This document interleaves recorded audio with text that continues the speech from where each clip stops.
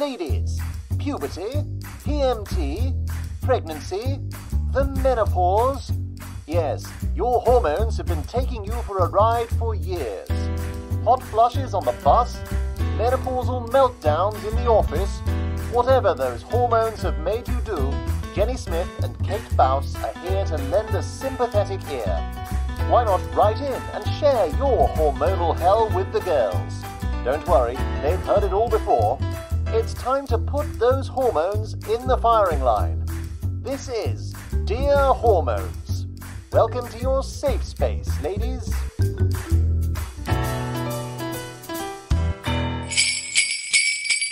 Happy Boxing Day, everybody! Happy Boxing Day. Happy Boxing Day, Jenny. Thank you very much. Happy Boxing Day, Kate. I hope everyone had a brilliant day yesterday, brilliant Christmas day. Kate, what would your ideal Christmas day have been like if because we're pre-recording, guys, just to say that this is like well before Christmas now. So we are pretending we've had a Christmas day. Kate, what would you have liked your Christmas day to have been like yesterday? So, well, my ideal Christmas would be on a hot sunny beach somewhere, but that's not what my Christmas day will be like this year. So I would like for my my youngest child not to wake me up too early. So if you could please, little one, please don't wake up before 9. Thank you. Yeah. And although it's Boxing Day, Kate, so it might have happened already. It's happened. It probably did happen. I'll tell you what then, instead of telling me what your dream Christmas day would be like, just tell me this one thing and then we'll report back. What time do you think your little one woke you up yesterday? Probably 8. 8? That's really good. That's not late. I know. Oh, okay. So if it's any earlier than that, so hang on. So I'm going to do. Well, let's have a little game now. You're saying 8. I'm saying she came in at 7. Ooh. Let's see who's first. Who wins? Lumen hope it's not 7. All right. Right, anyway, so this is a bonus episode, everybody. So what we've done is we've gone through our previous 2 seasons and we've picked out some of our favourite letters. So the first one's a little Christmassy number that you might remember. The second letter is one of our all-time faves, isn't it, Kate? What was that? Oh, it's Baby Clinic from Eileen in episode 2, right back in our very first series. And then we've got Postman Hat. That's a really great letter, isn't it? Should we say what it's about? No, just listen to it.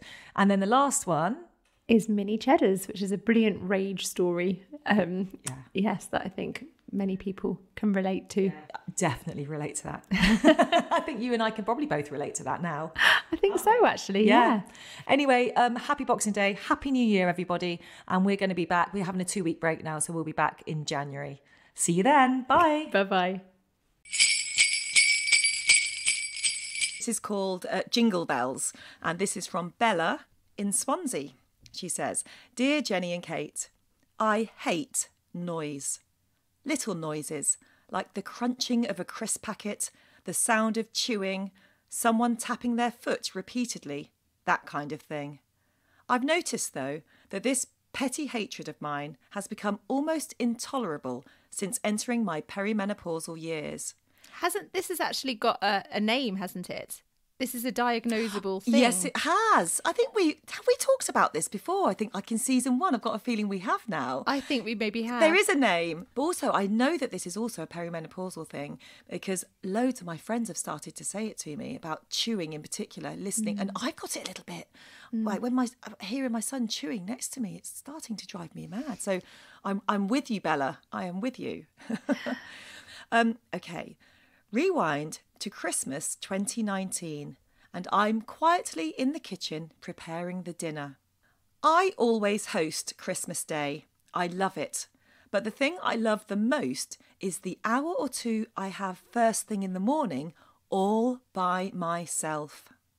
It's become something of a ritual, listening to Christmas carols on the radio and pottering about in a state of Christmassy bliss before the mayhem kicks off later on.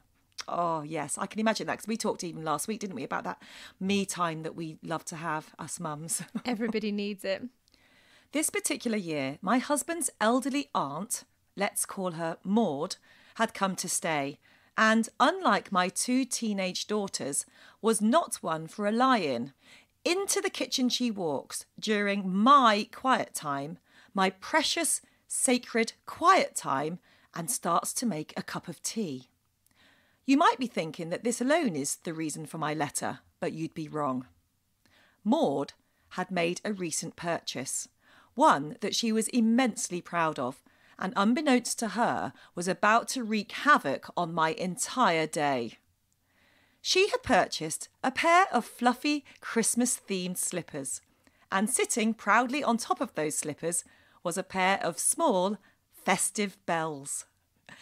Everywhere Maud went was accompanied by the jingle-jangle of these tiny little bells, and the noise was driving me crazy. Cue the sound effect. Over to the kettle. Jingle, jangle, jingle, jangle. Over to the sink. Jingle, jangle, jingle, jangle. Gets milk out of the fridge. Jingle, jangle, jingle, jangle. Back to the kettle. Jingle, jangle, jingle, jangle. Hang on, you didn't play your bells. Play the bells. And so on and so on. All fucking day. I don't know why I love a swear word, Kate. Oh, but you do, don't every time one comes up, I'm like, yes. You see, I still get that slight uncomfortable feeling in my tummy when I hear one. That just shows how cross she is, doesn't it? I love it when someone throws it into a letter because you kind of really start to sense their rage. And as if that wasn't enough, I also hate whistling. Absolutely hate it. And along with the constant jingle, jangle, jingle, jangle, she'd also started whistling out of time to the lovely Christmassy hymns I was listening to. Oh, it's not going to go well. Oh dear, she wouldn't like your Snoopy, would she? She would not like Snoopy. She would not like my Snoopy who sings and dances. We haven't. Can you give us a burst of Snoopy right now? Yeah, I'll just give us a quick burst of Snoopy. Come on, Snoopy. Over we go. Here we go. Are you ready? Happy Christmas, everyone.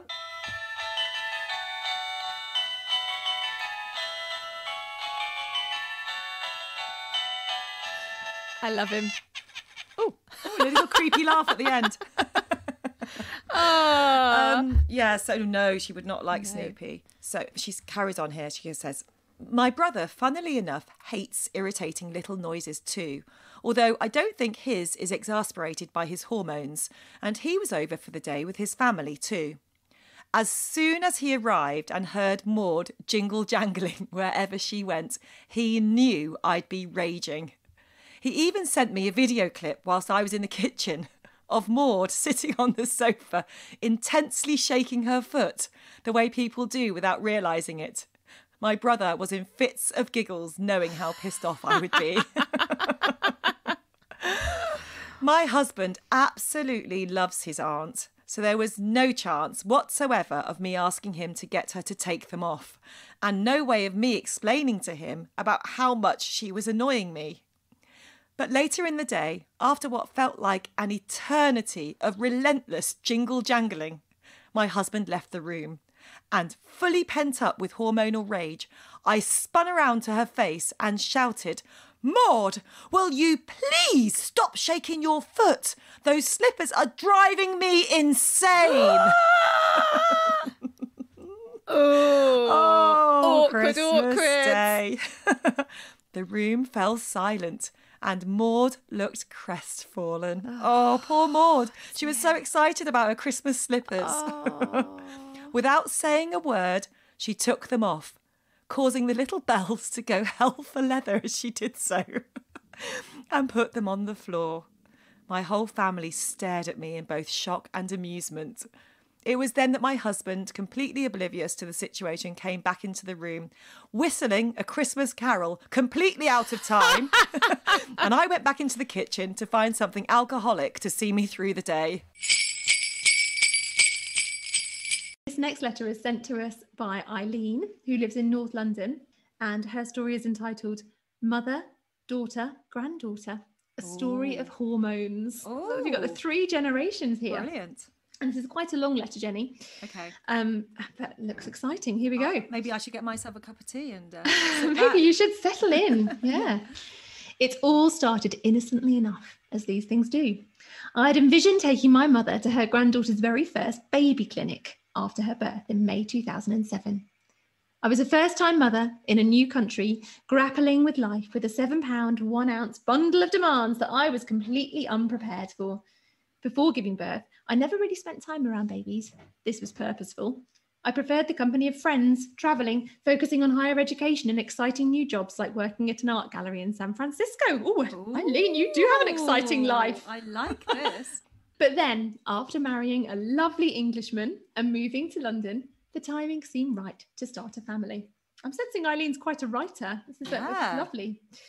I was fortunate with my pregnancy. I felt generally well, no difficulties, and the severe migraines that I'd suffered for years stopped completely.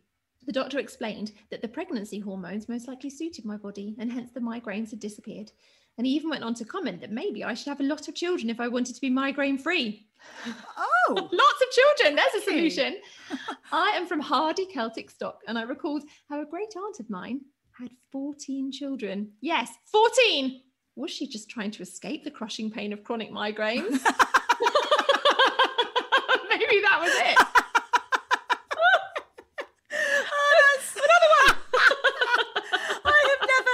Before that pregnancy can stop. This is great. Okay. Anyone suffering from migraines, this is the solution. Yeah, exactly. 14 kids. I was not going to follow that model. Eileen's not following that model. Just a few weeks after my daughter was born, my parents flew to London from California to kindly help out. My mother, having grown up in a big Midwestern family, and of course raising her own children, is not at all intimidated by babies, and in fact she adores them. Perfect. Before being released from the hospital, the midwives had told me that I needed to take the baby to baby clinic, where she could be weighed and I could ask advice and meet other mothers. They made it all sound lovely. I envisaged a big, bright room filled with flowers and toys, new mothers' peaceful... You can imagine. It's not going to go this way, is it? It's not going to go this way. Oh, haven't been in one of those rooms. Yeah, okay. New mothers peacefully sipping tea and commiserating on the joys of motherhood. I must go to baby clinic, I thought. What a wonderful place to bring my mother as soon as she lands from San Francisco. As soon as she lands. As soon as she lands. We're going to go. That's what she sat on that plane for. All those hours. The morning of the appointment at baby clinic, both my mother and I were utterly exhausted. For the previous 3 weeks, I had been struggling to get my daughter to latch correctly for breastfeeding. She was struggling to feed, often inconsolable, and she woke every hour during the night. My nipples were a scabbed, bloody mess, and I had entered into a parallel dimension of anxiety and sleeplessness. I spent my waking hours obsessively calculating how many ounces of milk the baby was getting. Was she underweight? Was she dehydrated? It was all I thought about. And my mother, who was not only jet-lagged, informed me that she had just come off hormone replacement therapy. After being... What a combination. I can't stop laughing. Have you been to baby clinic, Jenny? I love this is building up to be probably my favourite letter that we've ever read. Okay. I mean, all the ingredients are there. We've got a new exhausted mum, the migraine hormone story, tying in the mum that is jet lagged, and now the mum who's also not just jet lagged, but she's just stopped her HRT. Okay. Oh, carry on. My mother, who was not only jet-lagged, informed me that she'd just come off hormone replacement therapy after being on it for decades. So it's going to be like classical, isn't it? Oh my God. Oh God, this is great. Okay. A gynecologist wanted her to try going without taking I might be saying this wrong, Premarin. I'm not sure how you say it. That, by the way, is made, it's made from female equine urine. Goodness. Oh my God, we're learning so much. HRT is made of. We did a lot of information. We said this wasn't going to be a medical, we're not medical experts, but here we are educating away, aren't we? Thanks with the cool gel dog mats. Which is quite a medical term, even though it's not a medical thing. And now equine urine. Yeah, equine urine. It's very kind of animal-based podcast. Okay. Her gynecologist wanted her to stop taking the female equine urine just to see what happened. What's going to happen? Let's see what happens. Tell you what, why don't you go and experiment whilst you're visiting your daughter and your new grandchild? What a perfect combination. Not now, I thought. One of us has to. This is not the time, Mum. Not now. One of us. Can Eileen write to us every week? Eileen, we want to hear more. Not now, I thought. One of us has to be strong. But my poor mother was suffering hot flushes every 15 minutes. She was having terrible joint pain and she couldn't sleep. Yeah, we were quite been there. You've been there. We were quite the pair. We bundled up my daughter in her buggy and we hurried out of the door to get to baby clinic. Everything's going to be fine when they get to baby clinic. It's like this magical place where Care Bears live. Having completely underestimated how long the walk would be and running late, we had to near jog up the hill to be on time. I was barely recovered from the birth. I was worried that my stitches were going to burst. Stop it.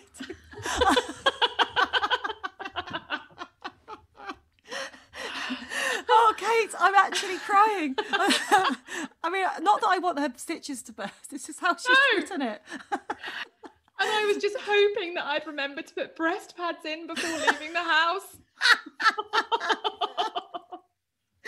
Oh, that just brings me right back. Oh my God, this is so funny. Okay. We finally approached a grey, blocky municipal building with the address. Jenny, I can't stop. Sorry.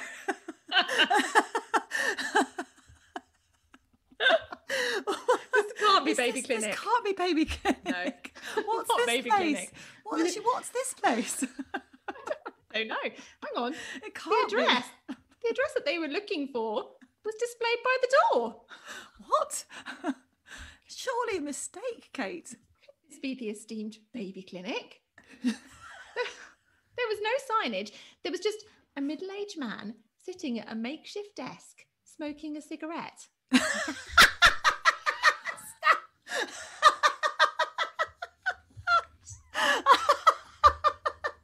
Kate, I'm actually having a hot flush. I actually am. From laughing so much. Oh my God, I'm sweating. Okay. Yeah, okay. I think this is a whole episode right here, actually, I think Jenny. it is. Completely out of breath from pushing the pram.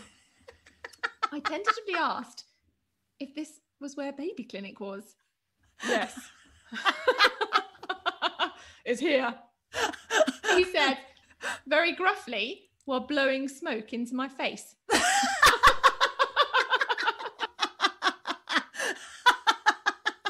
Oh, what a come down! Where are the flowers? Oh my God, Care Bears. Where are the Care Bears? Where are they? Rainbows, the music playing, cupcakes potentially. Oh, we've got a cigarette smoke. Oh, and a blocky grey building. He pointed to the reception area, informs us that there is no elevator. Baby clinic. I might have to open a window, Kate. Hang on. Go and open your window, Jenny. I'm so hot. This is making me laugh so much. Okay, go.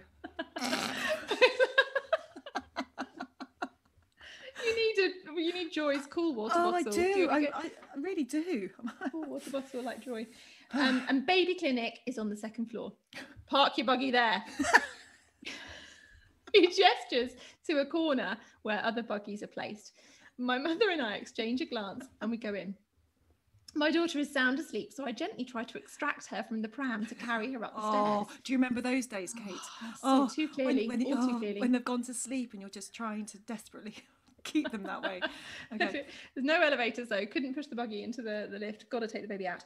At this moment, we notice, oh my goodness, a man wearing a very... I think you might need Joy's cool water bottle.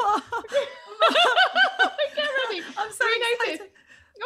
Well, it sounds pretty exciting. We notice a man wearing a very short and flimsy robe. Where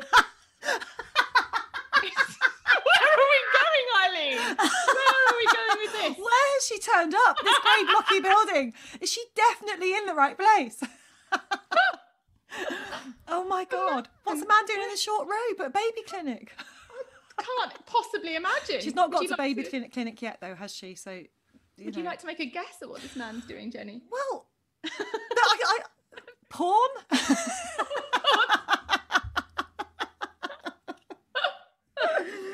I don't know. Let's find out. Come on. I really do wish I had a cup of tea now. Wearing a very short and flimsy robe, is frantically pushing a button on the wall next to what appears to be a small dumbwaiter. Is it now dumbwaiter?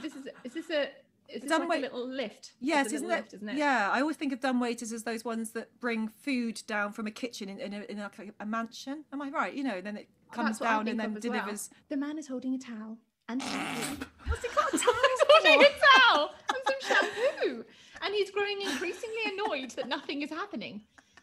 He bends over to bang on the door of the dumbwaiter, exposing far too much. What you have fallen for, is it, Eileen? I can't cope. Sorry, I'm just making a proper fan. We've got to remember as well, Kate, that her mum, who's just off the HRT, just got off a plane and is jet lagged, is now seeing this where her daughter lives, where her grandchild is going to baby clinic. A man is now... He's exposing himself to them. Like an utterly surreal experience. Just the phrase exposing himself far too much. So my mother and I grabbed the baby. Cover her eyes. And the diaper bag. I think Eileen's American. And the diaper bag and quickly head upstairs. I step carefully when I notice that the stairs are marble and slick from the moisture from people's shoes. Yeah. Don't stop a minute. Is this really safe to be carrying newborns up such slippery stairs? The detail in this letter is priceless, isn't it? It is wonderful. We pass another man. What? He is transfixed by tapping with a hammer on the banister winding up the stairwell.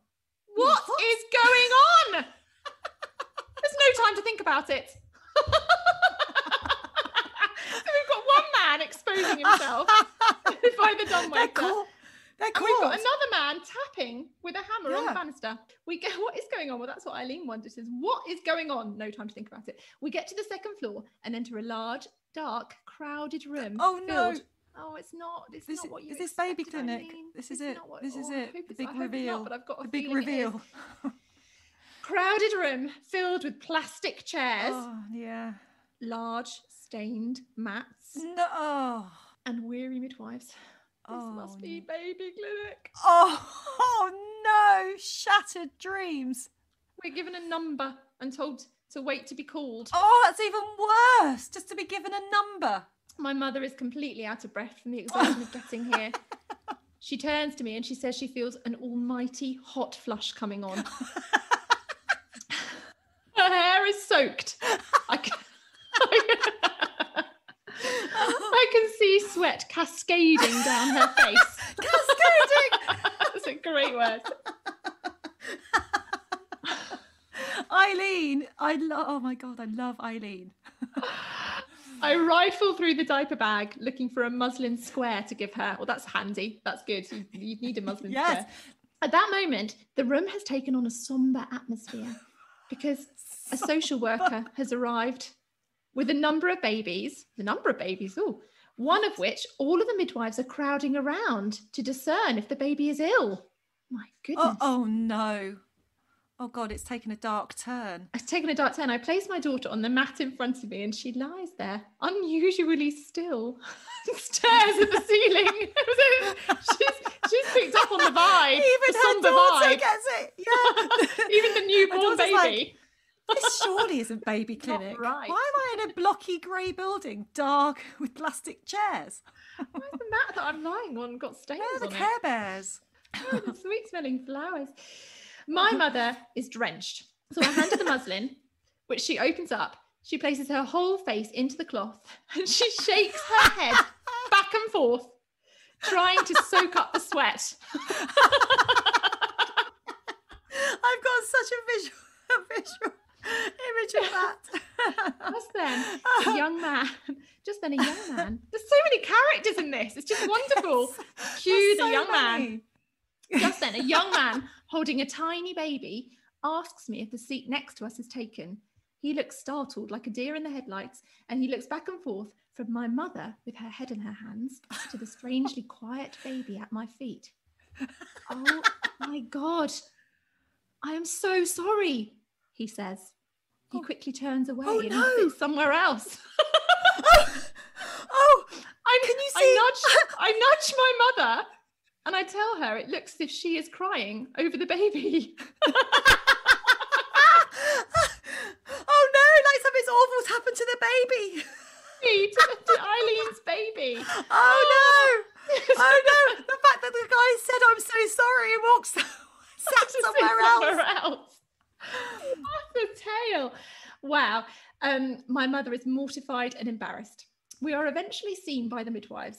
The baby is weighed, not underweight, despite my agonising. We discuss size and colour of baby poo, and I get a lecture on boiling fennel bulbs to increase milk production. Unfortunately, no tea or quiet contemplation. And by the time we leave, the room is buzzing with screaming babies and toddlers, and the nappy pail has been upended. That too! No! That was all that was missing. Oh, Eileen, what a nightmare. Total nightmare. Oh, look, I hope she has a nice cup of tea when she gets home. Oh, she deserves it. There is no sign of the man in the flimsy robe. Hopefully he found his shower. By the time we enter the apartment, both my mother and I are drenched in sweat. My blouse is totally wet. I clearly did forget the breast pads. The baby is crying for a feed. All three of us are miserable with fatigue, hunger, and riding the hormonal roller coaster. Mother, daughter, and granddaughter all weep. There's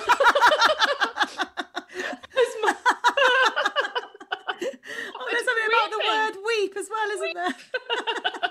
That really sums up a mood. As my mother and I take turns holding the baby while circling the dining table. Circling the dining table.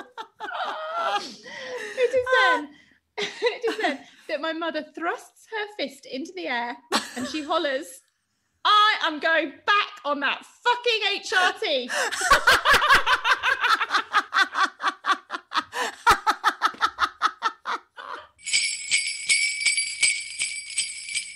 Postman hat. Okay, this comes from Can you Debs. sing us a little jingle, Postman please? hat, postman hat, postman hat. And I won't say what happens in the end, but it's something I'll probably make up another song at the end of the letter. Okay. Postman hat from Debs in Northampton. Dear Jenny and Kate, having listened to one of your previous letters about a disastrous flooding episode in the boardroom, I thought I would tell you about my own hellish experience that only happened a few months ago.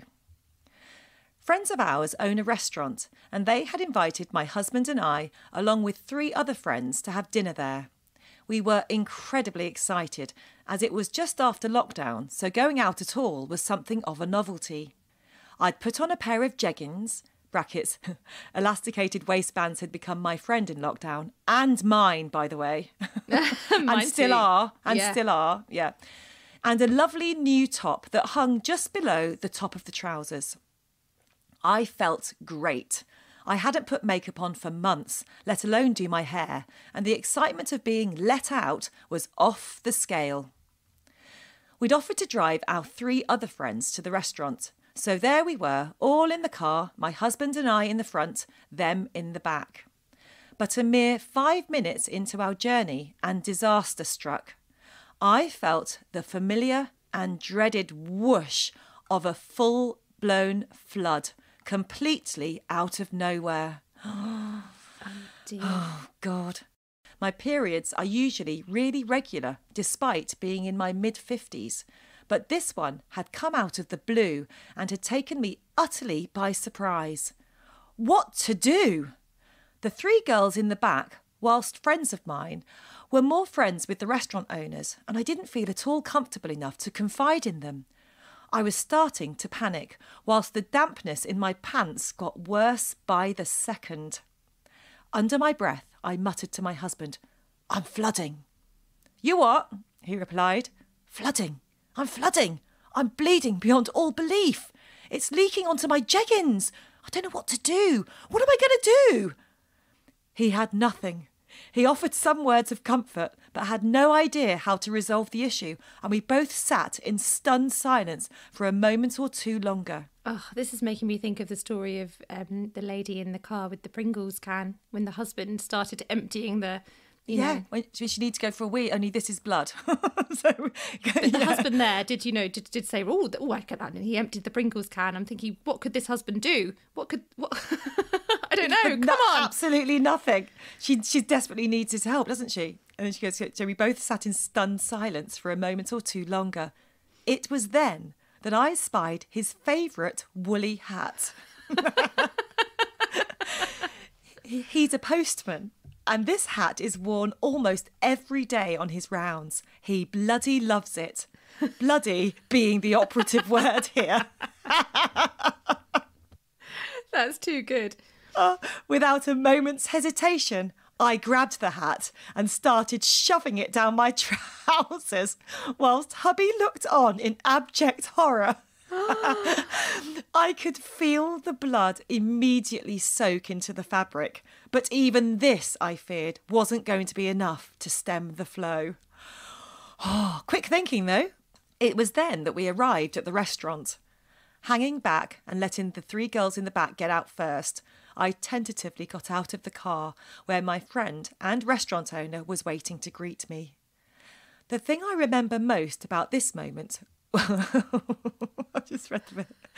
The thing I remember most about this moment was the bulge. That reminds me, was the bulge. You know, when I said about when I had that bulge in my pants from the panty pad that time at school. The almighty bulge. Yeah.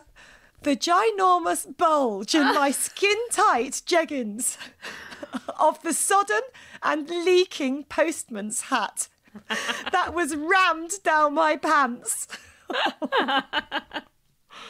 Oh, my God. Oh. Debs, we feel for you. We feel your pain right now.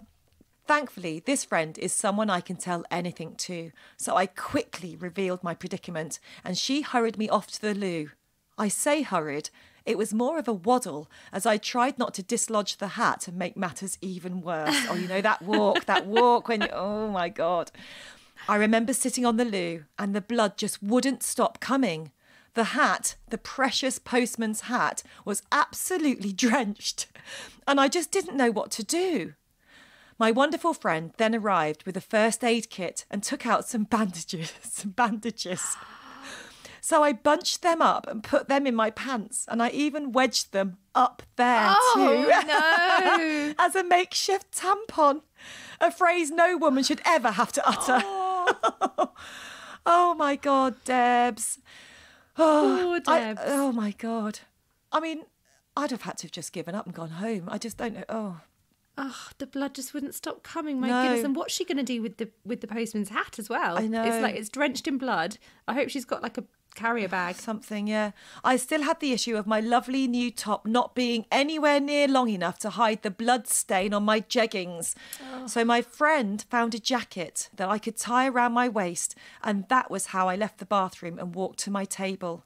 Oh. My first night out after lockdown had become a night out from hell. Oh, she'd been so looking forward to it and she had felt so good about herself. She felt beautiful when she left that night. Put her makeup on, she'd done her hair.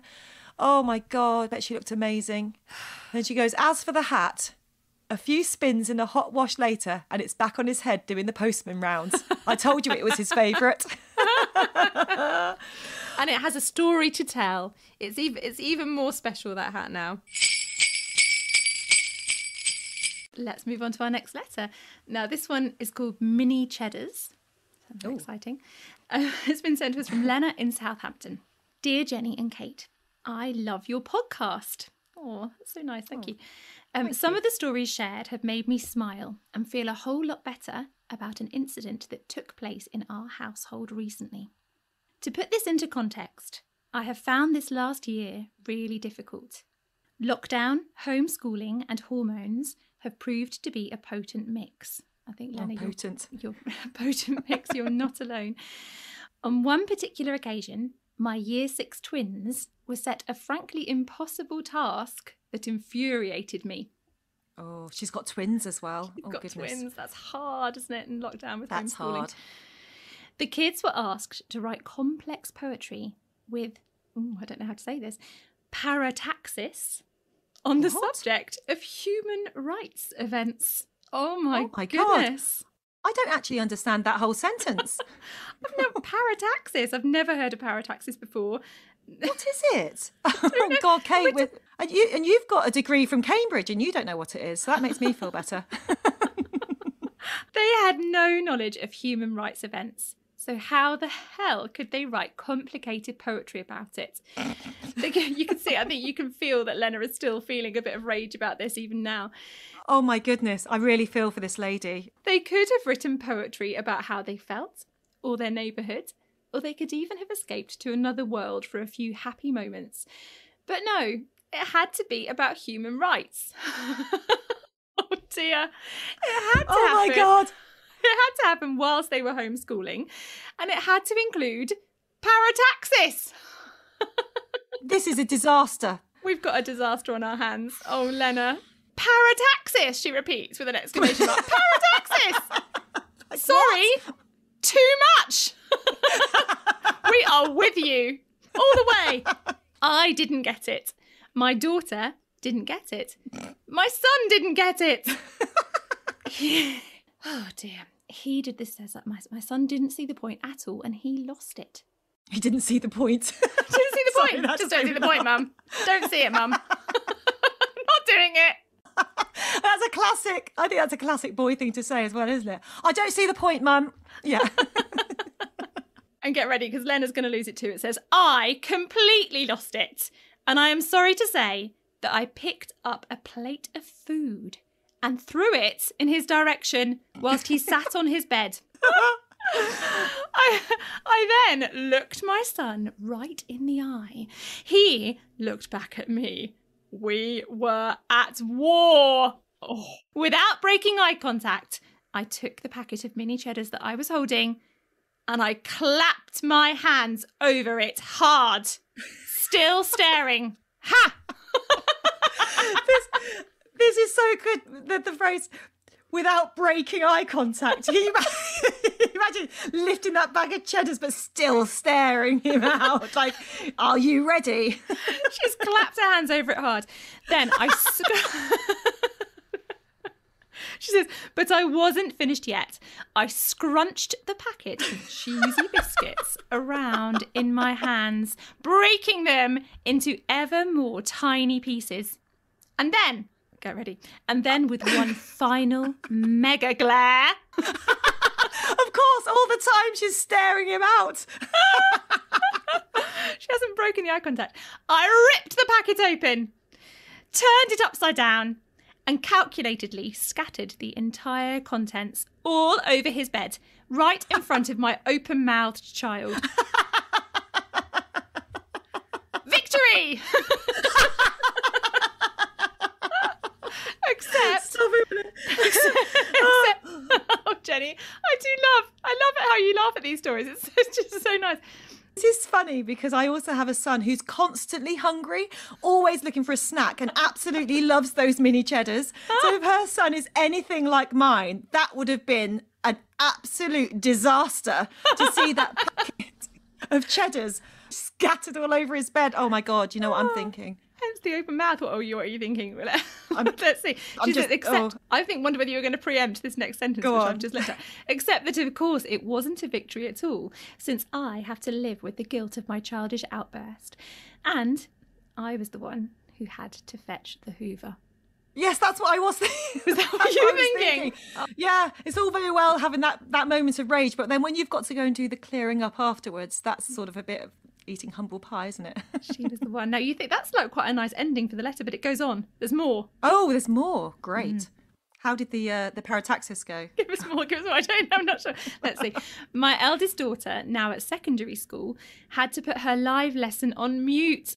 Oh, God. Oh, on mute. She claimed to her teacher that the sound on her computer broke. She was trying to silence all the shouting in the background. It still shocks me how juvenile I became for those few minutes. My hormones were probably to blame, and I apologise to all of my kids for what happened and for other times when I have struggled with them, though I think that was the worst instance.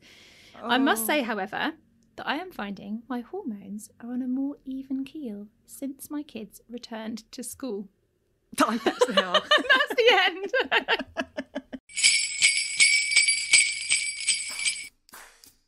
That was Dear Hormones with Jenny Smith and Kate Bouse.